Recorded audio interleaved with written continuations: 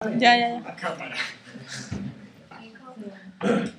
Se va a proceder a la celebración de audiencia previa del juzgado ordinario del juicio ordinario número 1782, del juzgado de primera instancia número 5 de Madrid. Comparecen con representación procesal y asistencia de todas las partes: Isabel Martínez Montalvo y Javier Alemán-Uriz por la parte demandante, y Leonor Méndez Blanco y Diana Bordat-Saobel por la parte demandada. Conforme al artículo 415 de la Ley de Enjuiciamiento Civil, declaro abierto el acto y solicito a las partes que declaren si subsiste litigio.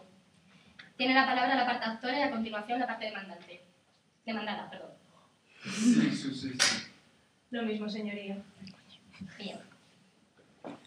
¿Desean las partes plantear alguna cuestión procesal que obste a la persecución normal del proceso? Tiene la palabra la parte demandante.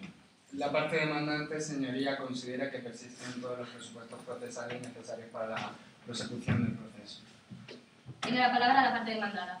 Con su venia, señoría, la parte demandada alega, conforme al artículo 424 de la Ley de Enjuiciamiento Civil, demanda defectuosa presentada por la parte demandante, debido a la falta de precisión y claridad en uno de sus términos, y pide, por tanto, a dicha parte que especifique si, en caso de dictarse sentencia estimatoria del retracto objeto del presente litigio, la pretensión prevista en el primer súplico de la demanda, en el que se solicita que el otorgamiento de la escritura pública de venta se realice en las mismas condiciones en que la finca fue adquirida, incluye o no incluye el estanque situado dentro de dicha finca, que mi cliente tuvo a bien tapar por hacer casi imposible la entrada a la misma, corriendo él personalmente con todos los gastos de la obra.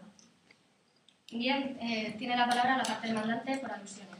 Bueno, en tanto en el súplico de demanda se incluye la pretensión de la devolución de la finca en las condiciones en que fue adquirida y el estanque estaba presente en el momento de la adquisición de la referida finca, la parte actora pretende el retrato de la finca en las condiciones en que fue adquirida, que incluyen el estanque. Pues seguimos adelante. Conforme a lo previsto en la Ley de Enjuiciamiento Civil, en su artículo 426, las partes podrán ahora, si así lo estiman conveniente, efectuar alguna alegación complementaria en relación con los expuestos de contrario, comenzando la parte actora. Sí, la parte demandada, en su contestación, alega la existencia de un camino de servidumbre de la finca a retraer que imposibilita el retracto en base a lo dispuesto en el artículo 1523 del Código Civil. Sin embargo, el criterio doctrinal es sostener la inexistencia de retracto cuando concurren accidentes físicos que por sí mismos aíslan la finca de tal manera que no se puede hablar de tal continuidad.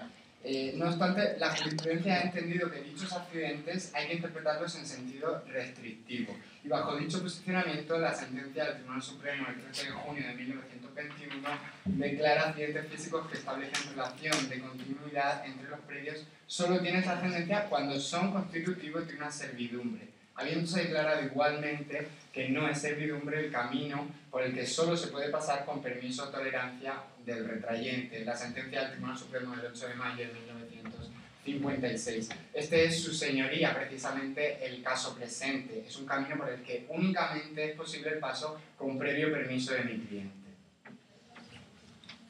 Por alusiones tiene la palabra la parte demandada.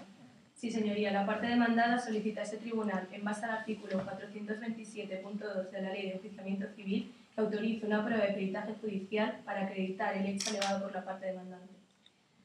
Se muestra la parte demandante conforme en el objeto de la pericia y en aceptar el dictamen del perito que el tribunal nombre. Señoría, la parte actora ya juntó en su día pruebas documentales en las que consta la autorización a diversas personas para poder pasar por el sendero que aquí y ahora nos ocupa, por lo que no mostramos nuestra conformidad a realizar dicha prueba de peritaje judicial. Se admite la petición de la prueba judicial de peritaje y, puesto que no existe acuerdo entre las partes, el perito será designado por el procedimiento establecido en el artículo 341 de la Ley de Enjuiciamiento Civil. Conforme lo establecido en el 427 de la misma ley, seguimos ahora adelante con el posicionamiento respecto de los demás documentos y dictámenes. Tiene la palabra la parte demandante. La parte demandante no expresa disconformidad respecto a los documentos presentados por la parte contraria. Tiene la palabra la parte demandada. La parte demandada, sin embargo, señoría, sí muestra disconformidad respecto al dictamen pericial de parte aportado junto a la demanda por la parte demandante, el cual pretende demostrar la actividad de laboreo llevada a cabo en la finca controvertida, No obstante, mi cliente afirma que en el momento de la venta la susodicha finca no albergaba actividad de labor alguna. Por tanto, y siguiendo reiterada jurisprudencia, al no ser considerada una tierra de cultivo, no podía hacerse uso del derecho de retracto por la parte demandante. Y a esta afirmación queremos añadir el documento probatorio pertinente.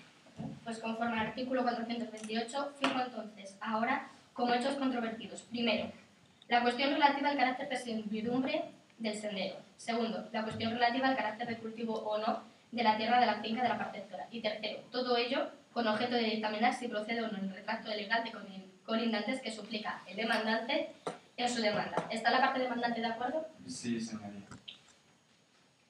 ¿Está la parte demandada de acuerdo? Sí, señoría. Por consiguiente, exhorto a las partes a que lleguen ahora a un acuerdo que ponga fin al litigio. Tiene la palabra la parte demandante. Por la parte demandante no hay acuerdo. Tiene la palabra la parte demandada. Tampoco hay acuerdo por la parte demandada, señoría. Pues al no haber acuerdo de las partes para finalizar el litigio y no existir conformidad entre los hechos, solicito a la parte demandante que proponga las pruebas que estime convenientes, tal y como se sigue en el artículo 429 de la Ley de Enjuiciamiento Civil. La parte demandante presenta las siguientes pruebas. En primer lugar, copia de documentos en los que constan autorizaciones previas de mi cliente al demandado y terceros para proceder al paso por el sendero de carácter controvertido. En segundo lugar, facturas que acreditan la venta de productos agrícolas cultivados en la finca de mi cliente. Y por último, un dictamen pericial que muestra que en la finca objeto de controversia se viene realizando la misma actividad agraria desde hace por lo menos 13 años. Eso es todo. Gracias.